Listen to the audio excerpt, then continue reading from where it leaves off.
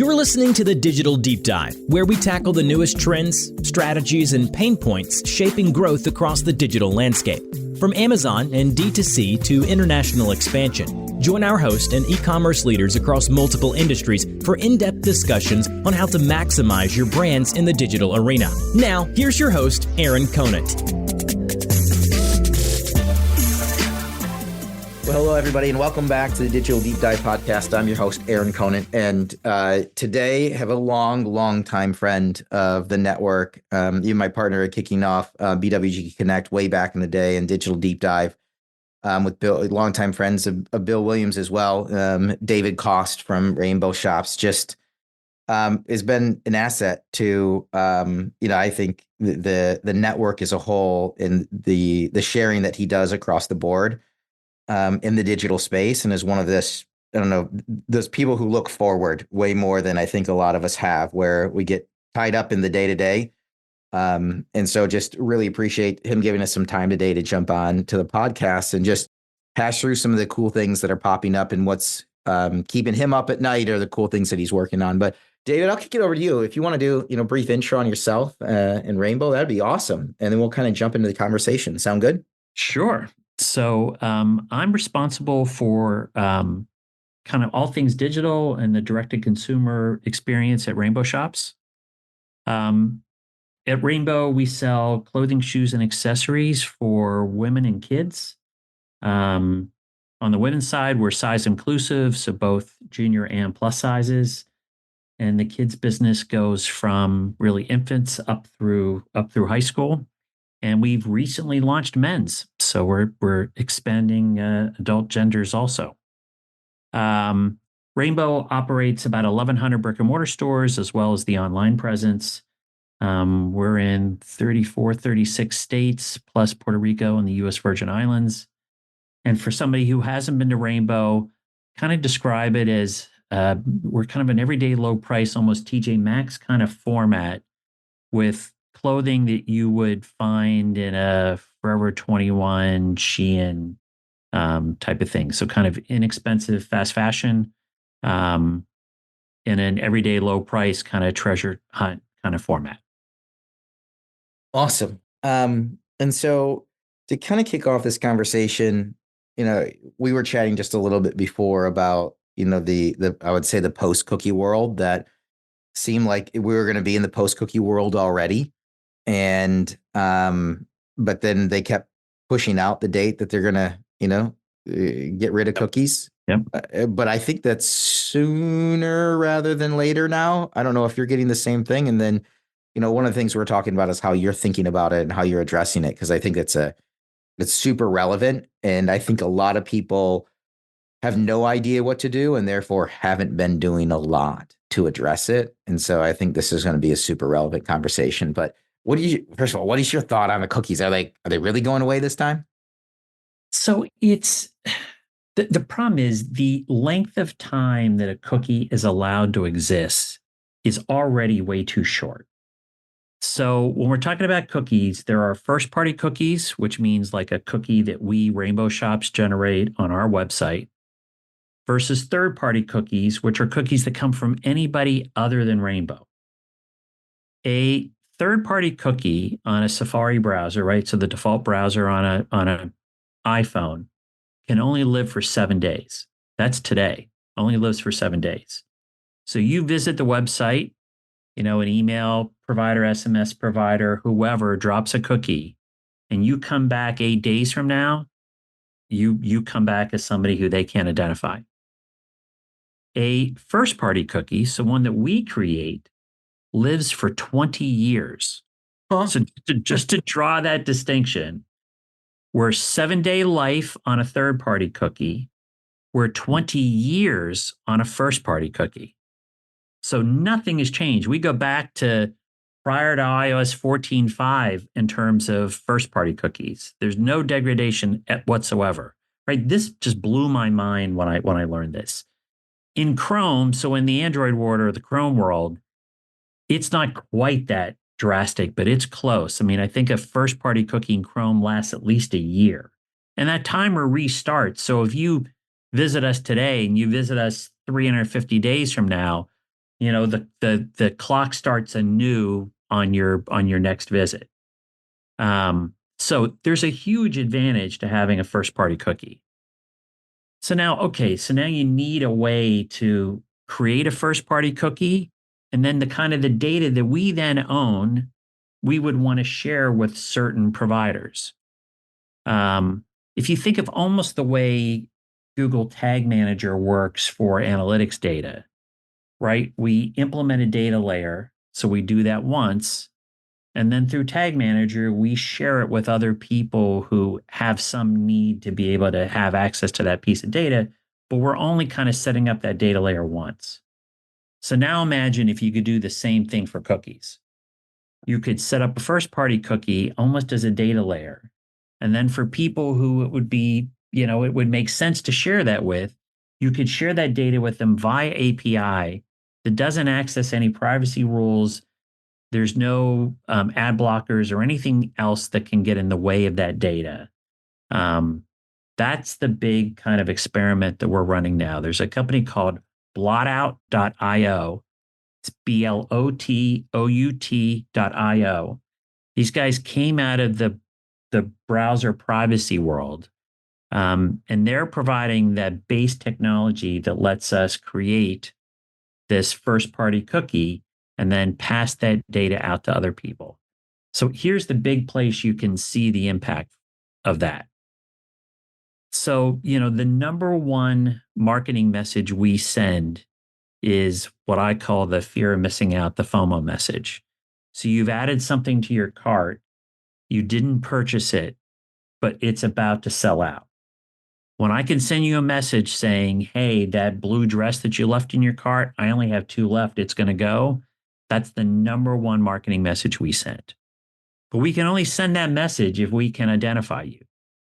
So whether it's Attentive for SMS or ListTrack for email, in this privacy-focused 7-day cookie world, that boat is super leaky. When I have a 20-year cookie, now I really can identify so many more people.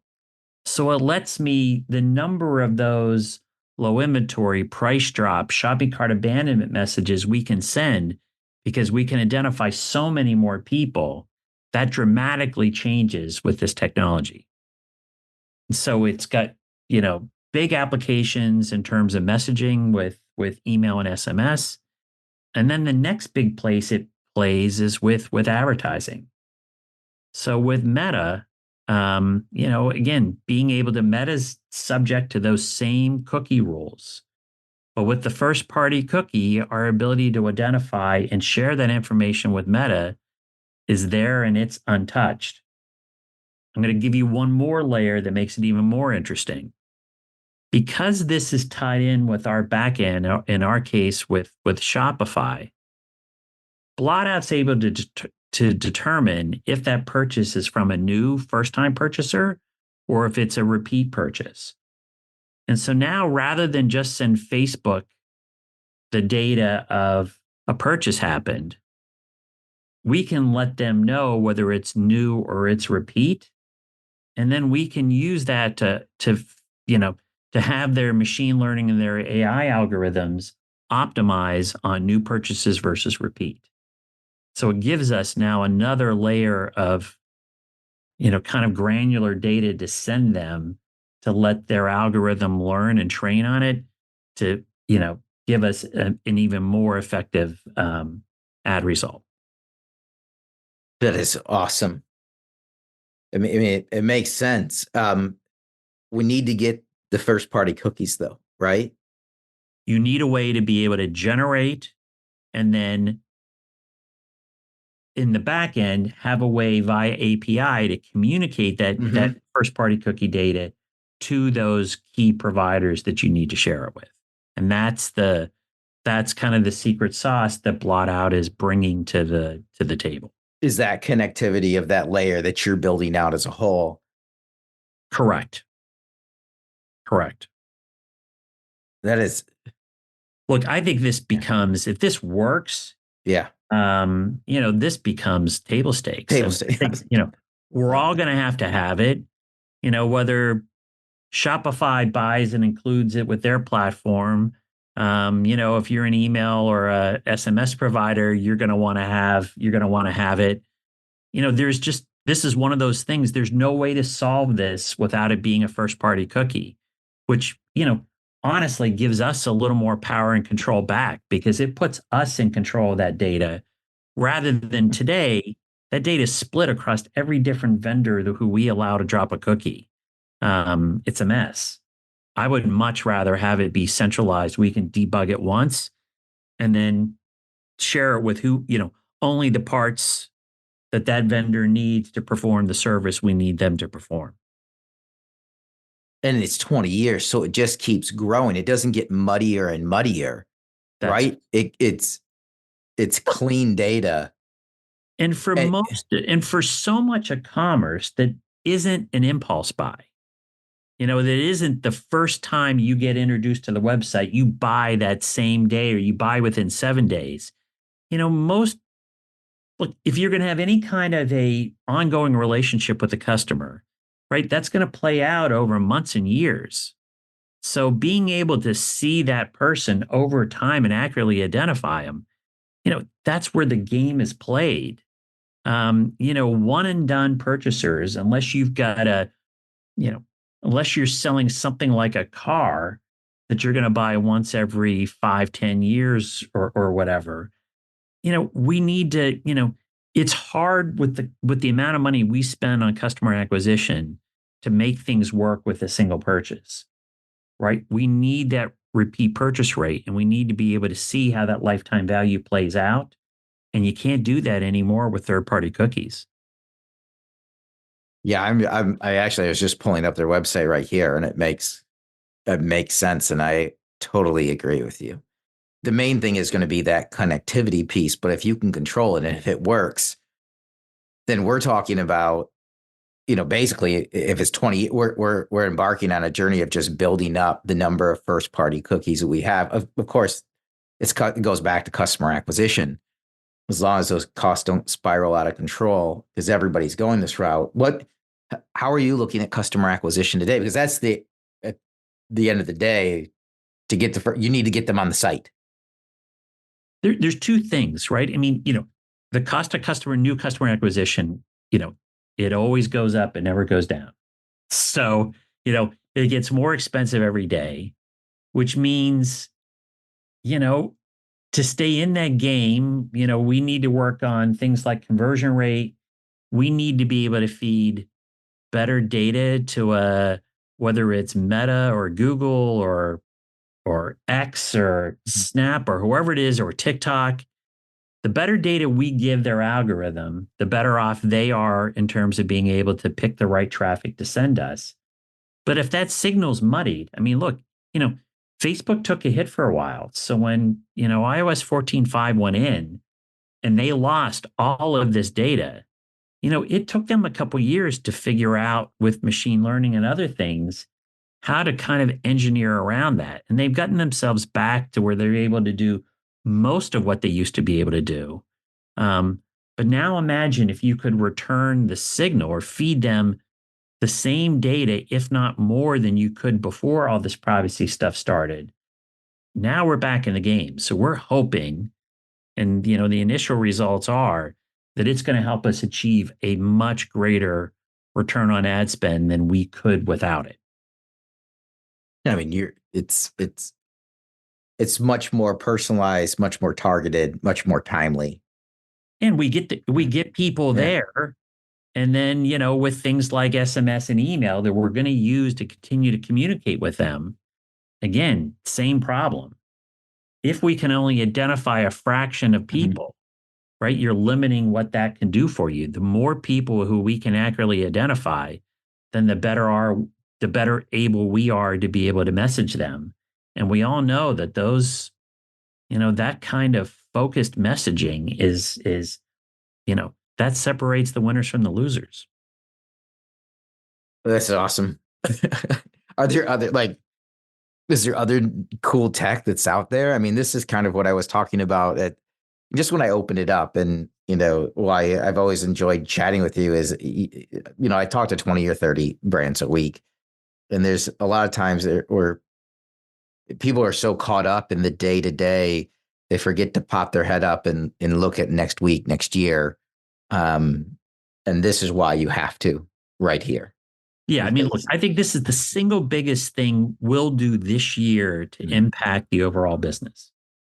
And then, as that works, it then will become I think over time, look, if I'm Shopify, I would build this into the platform, right? Because every website's going to want to take advantage of this. But, as all these technology adoption curves work, if you can do it early enough, you do get some advantage for a while until everybody catches up.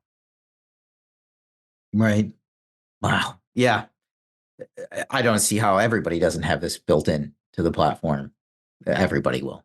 Yeah, I think this is just new stuff as they're building it out. Look, I can tell you, the vendors that we use for email, SMS, and other things are very actively watching how this rollout goes, because they all realize that this is almost like a secret seasoning that you could put on top of the steak that makes the steak taste better.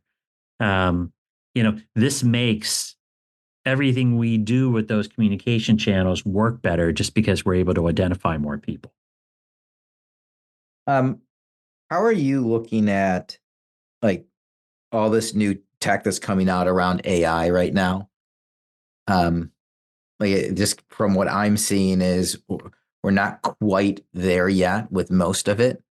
There's every other week for a while there's a new AI tool that was popping up, whether or not they were true AI or just the mechanical Turk. I don't know yet, but I do believe with what we're seeing is we're probably 6 to 9 months away from seeing some really, really neat AI tools that are built off from your own first party data that allow you to do some really, really cool things, from creative to ad management to whatever it might be. How aggressively are you looking at new AI stuff as kind of a level set for people that are listening? So I'll give you my take on AI. I think most of it so far is bullshit. So, AI vendors should be in the business of demos or making movies, because the demos are spectacular. You look at the demo and you're just blown away. And then as soon as you get past the demo and say, okay, here's some production data, what can you do with it? You find out that it all falls apart. I can't tell you how many image-based AI things we've looked at that the initial demo was spectacular. And we're like, finally, somebody's giving us something to help us, whether it's enhance, reduce, online, we sell pictures and videos. Like, that's what gets people to buy products. So when we can make the product look better, it does matter. But every time we get one of these demos and then we say, okay, here's a day of what we shoot in our photo studio, action, you do that effect on these 1,000 images we have today, it all dies. Yeah. Right. So they seem to not be able to scale. But having said that, let me give you one application that, again, kind of blew me away. So we work with Attentive for our SMS program. And Attentive has done something different with AI than anybody else who we've worked with. So we take, somebody who comes to the website for the first time and signs up for SMS. And then again, I go back to talking about these, whether it's shopping cart abandonment, these triggered messages based on what somebody does, whether it's I added something to the cart and didn't purchase, that thing I added to the cart, the price has changed or inventory position has changed, those kinds of messages. And, when we take this simple generative ChatGPT kind of AI stuff to get it to write a marketing message, and I compare that against, our dedicated copywriter, I've never seen AI be able to consistently beat the copywriter. So when the copywriter is going to write something that's one message for today that's going to go out to our group of people, copywriter wins 90% of the time, not even close. But if I send out 100,000 welcome messages and cart abandonment and whatever, that copywriter can't write 100,000 unique messages in a week. So Attentive is using AI to actually do that. So they're taking into account everything the customer is doing on the website. When they signed up, do they have a coupon code that they didn't use from the sign up? What have they added to the cart? Are any of those items about to sell out, or is the price drop changed? And they're literally starting what look like personal conversations with each of those people. It's a little disconcerting when you actually watch it happen, because it does seem like it's a person conversing with the customer. And so that ability to scale true one-on-one marketing, right? We've heard about personalization in e-commerce for the last 10 years. And I'd argue, it's basic segmentation at best. There's nothing personal about it. Being able to literally write an individual message to a person and knowing, based on their past click behavior, reactions, whatever, what kinds of messages work with them, so that the AI is literally optimizing a message for each person, that is a game changer.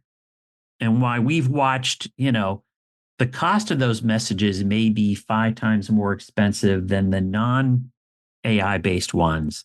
The return is 20x what the return on the generic ones are.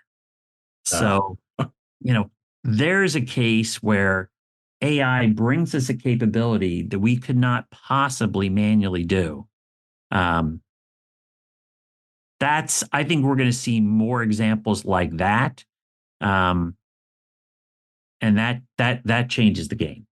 Yeah, a couple of thoughts around that. Number one is it's interesting that is, it's Attentive, right? So they are a major player in the space. It's not some new, tech that just popped up out of nowhere, pre-Series A, trying to make it work, because we've seen a lot of those, almost flash in the pan over the past couple of years.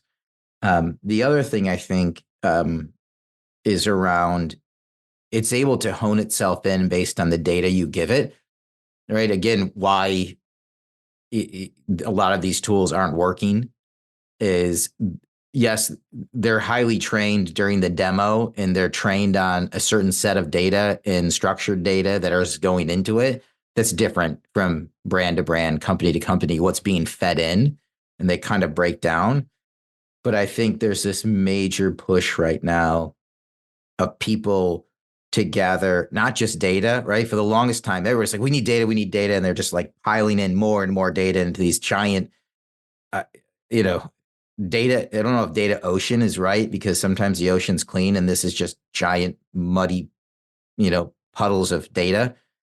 But there's a big push to get very, very clean, segmented, organized, first-party data. And you start feeding that into these machines, and everything comes out better, I think, just across the board. And that I just don't think a lot of brands have enough of that data yet to even make some of these new tech AI-enabled tools to work the way everybody hopes they will at some point in time. Yeah, look, I think it's also the application. Like, I think, people superficially see a ChatGPT demo, right? And then they just have it generate some text for them. So, okay, so maybe, it comes up with a couple more marketing concepts, whatever. Again, not that interesting. When now you try to apply it to say, okay, can we teach this thing to literally act like a sales agent and literally converse with people? And it's multiple messages going back and forth. It's not just a batch and blast one and done thing. That I think was a much more ambitious, but that's where the future of that technology is. Its ability in kind of narrow ways, but its ability to hold something that looks like a conversation and make somebody, make that data that you're sharing with them just very relevant and very personal. That feels to me like what the promise of personalization has always been. But really now, for the first time, am I seeing something that, geez, that really does feel that's one-on-one for that individual. It doesn't get more personalized than that. Yeah. You're right, but I do agree with what you were saying earlier, which was it's been forever just segmentation, right? This idea that it can't get truly one-to-one. Right. For the longest time, it hasn't been. It's just you don't have the time, you don't have the data, you don't have the money, the people, everything, whatever it is to throw behind it. But with the machine learning, the AI, I think, even like you're saying, even in this, conversational piece, it's incredible. And it learns over all those messages, what words and what phrasing, helps convert somebody. And then it's automatically, even if it's not explicitly doing it, coming up with personas for this type of person, I need to use this kind of wording. And for this other person, I need to state it in a different way. Like we see even simply with email, the game is all the subject line, right? You got to give somebody an engaging enough subject line to get them to open the thing before you get to play the next level of the game. People are more sensitive to language and word choice than I think is obvious. And having AI be able to sense and action that at a one-to-one level lets you play that game to its fullest. Yeah, totally agree. What do you, outside of the AI piece and this blot out piece, what are you most excited about? And maybe it can be another piece of AI, or what keeps you up at night right now? I mean, I'll give you another thing we're excited about. We've been playing around with product video. So again, and I know some of this stuff seems so basic, and again, being in the fast fashion space, we're roughly launching 100 new master styles of clothing a day. So that doesn't include all the color variants, right? So we've got a full-time photo studio that takes all of that imagery. We ask them at the same time you're taking the still images, when you're done taking the still images, the front, the back, the side view, have the model just do a walkout and a 360 spin and then walk off. We just want a short 10-second video that shows how the product moves rather than just be the static images. So we started doing that for a small subset of the catalog. Video looks great. Due to some advancements with Shopify, we were able to load it as part of our Shopify product data and serve it from Shopify. No additional expense. So now we're, in the first couple weeks, we're serving 500,000 product video views a week. So people really used it. And then we said, okay, let's see how these people convert. So how does somebody who looks, and we had it be the last, you had to go to the product detail page and it was the last image in the chain. So you had to go through all the images to physically get to the one that had the video. People that saw video converted at more than twice the rate of people that didn't see video.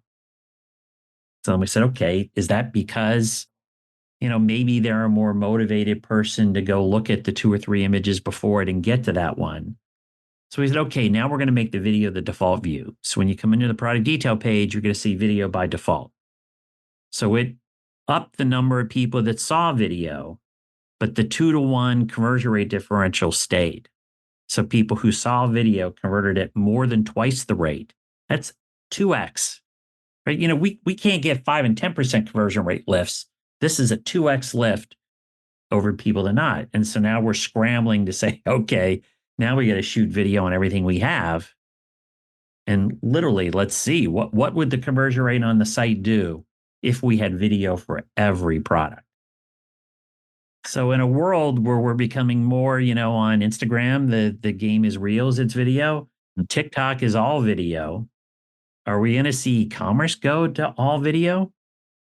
You know, in my, many, many years of doing this, you don't see a lot of things that you do that have such a dramatic effect on business. This is one of those rare things, and we're going to continue with kind of playing this out. Yeah, I mean, the TikTok effect is real, right? That is a reality. I think when they do the case studies, 10 years out, looking back, you do have those pivotal inflection points. And while TikTok out of the gate didn't necessarily, ramp up, sales per se, right? Is you weren't buying it in the platform originally. It fundamentally changed how people consume and the length of content and how they do it. And the ripple effect, like you're saying, just in doing that short form video of them with the product, also ratings, reviews, like there's all these different ways that, I mean, even on nobody wants to read anymore. Everybody wants a video. And I just think it's phenomenal how much that platform, which originally drove no commerce whatsoever, fundamentally changed how we shop and consume. Yeah, it is. It is, and again, I got to say, even myself, when I look at, and for anybody that's listening to this, so if you want to see it on our website, almost every dress has video. So dresses would be the best place to go see it. But I got to tell you, like when I look at that video, I'm like, yeah, the product looks better. There is something about seeing it move that regardless of how good your still photography is, that movement matters. So, yeah, and it's that simple. This isn't brand new tech. This isn't you signing with the new service provider. This isn't finding a plugin that works or doesn't work. It's in apparel, adding that little video. That's it. Cool. Yep. It's awesome. I mean, I've been picking your brain for a while. Any questions you have for me? I mean, I'm always curious about what you run into, right? I mean, you get to talk to so many people. So, anything cool you run into lately? Well, yeah, a few just around. There's a company, Orita, ORITA.ai. I think right now, if I caveat where we go with this, profitability is the number one conversation I'm having with people. And that is whether we're talking Amazon 1P, 3P, it's whether we're talking direct to consumer or logistics or whatever it might be in the digital space. Profitability is top of mind for everybody. It seems like the total number of dollars being spent and the total number of people spending those dollars is slowly going down. It hasn't been like a drastic drop off. I mean, but it's slowing down around profitability. And so there's these tools that are popping up that are relatively inexpensive. So like in Orita, they'll plug in if you use like Klaviyo, right? And they can grab the email list, scrub it for only those people that have interacted, and then you're only retargeting them, but it can flag it at any point in time. If somebody enters back in, they land back on the site. And so you incredibly inexpensive, and you basically save more money than they cost you, every month. That was just really neat, simple plugin. There's stuff like, the team over at PDQ, Pretty Damn Quick, Avi, where testing at checkout, we just did a webinar with them. The checkout experience has remained unchanged forever, it seems like. But the ability with, again, the AI side of, I should say, I like machine learning a little better, understanding what's going on, the customer that's on the site, how they're shopping, and then at checkout, are they a first time? Are they a repeat? Are they a one time? And then calculating profitability for how are you going to pay for shipping? Are you going to offer it free shipping, or are you not? How do you give delivery transparency around when's it actually going to show up, not just when it ships? They're doing some really, really cool stuff. So it's interesting. So we are testing with them right now also. Oh, cool. Really around look, again, I always feel that Amazon sets the bar that we all have to compete Yep. against. And there's a reason Amazon doesn't say, are you shipping it, standard, expedited, 1 day, 2 day, whatever. They show you on the product detail page what day you can have this item, Right. a specific date, and it's specific to where you are, right? So it knows, based on, what warehouse it's going to pull from and how it's going to get to you, what day it's going to get there. I had to pick the 4-hour window today, place an order. Do you want it between 1 and 5? This is this morning. You have 1 hour to order for same day shipping. Do you want it between 1 and 5 p.m. or between 4 a.m. and 8 a.m.? I'm like, what? Like, and it's incredible accurate. How accurate that is, right? But we today, quote a range. Our fulfillment center is in Philadelphia, and we quote people a range. Somebody in Philly is going to get it the next day, but somebody in California is going to get it in 6 days. So we quote this huge range that doesn't mean anything to anybody. And so we're hoping that PDQ is going to be able to give us accurate, personal, date recommendations. And I want to see, what does that do on a PDP when somebody who's in New York can have their goods in a day or two, and it doesn't cost them anything. A regular free shipping can get it there in a day or two. Does that change conversion rate when they can see a date rather than this generic range? So yeah, I think the PDQ guys are doing some interesting stuff. Right. I mean, yeah. And we've looked like I feel Shopify should be able to do that for whatever. The whole shop promise thing is never quite played out. Right. There's some other kind of tech providers in that space that have kind of made it just too hard and too complicated. Again, we're going through the demo with PDQ, but they look like maybe they've nailed it. So I'll be curious to see. We'll do that test to see what is the lift we get when we put real delivery dates up there. And then we'll have you back on for a follow-up as we roll through all of these like a year from now.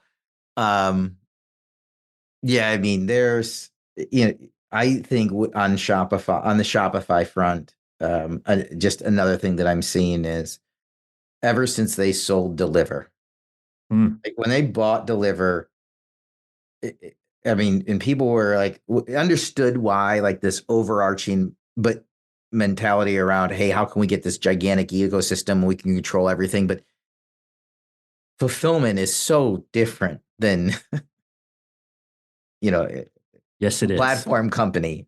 And what they took on, it was left of center and it distracted them. And ever since and that's where big commerce just came in out of nowhere and got a ton of market share during that time. Because they were there to partner and they were focused on what brands wanted to hear and needed to hear.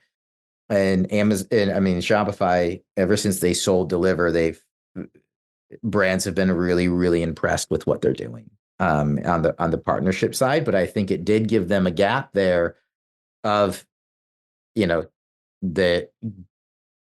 tech that needed to be there that they need to either buy or acquire or plug in some way, shape, or form. Yeah.